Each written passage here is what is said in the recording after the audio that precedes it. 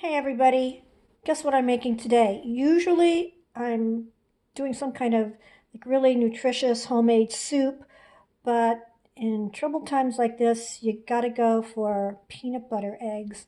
And this is a recipe, look how old this recipe looks. It's like 35 years old. I got it way back when I used to sell Avon. My son was a tiny little boy and he would come with me. And one Easter, one of my customers was making these peanut butter eggs and they were so delicious. So I decided to make them every year, and it's become a family tradition. And so what I'm going to use, and this is a super easy recipe, you're going to take 10 ounces of a cream cheese, and you're going to combine that with 2 sticks of butter. And I use peanut butter, 3 cups of peanut butter, any kind will do. Choosy mothers choose Jif. Um, and then a big box of confection powder. I use a 2 pound bag and 2 teaspoons of vanilla. So this is a double batch.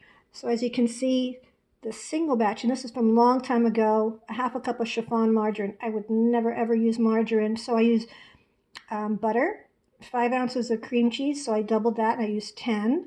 12 ounces of peanut butter, doubled that. Use 24 ounces, which is 3 cups, and a box of confection sugar. So I use 2 boxes and 2 teaspoons of vanilla. And then you mix that all up with a mixer. See, my batters are all done.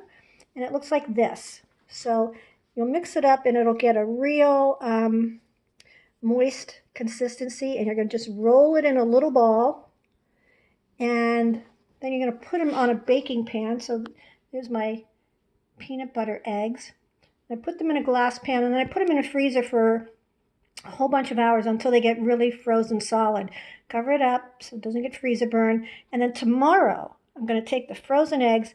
I'm going to melt some baker's chocolate in a double saucepan. I'm going to use a toothpick, stick it into the peanut butter egg, dip it in the chocolate. And because it's frozen, the chocolate's going to adhere to it and harden so much quicker. I'm going to put them back in this pan, put them back in the freezer, and before you know it, I'm going to have delicious peanut butter eggs.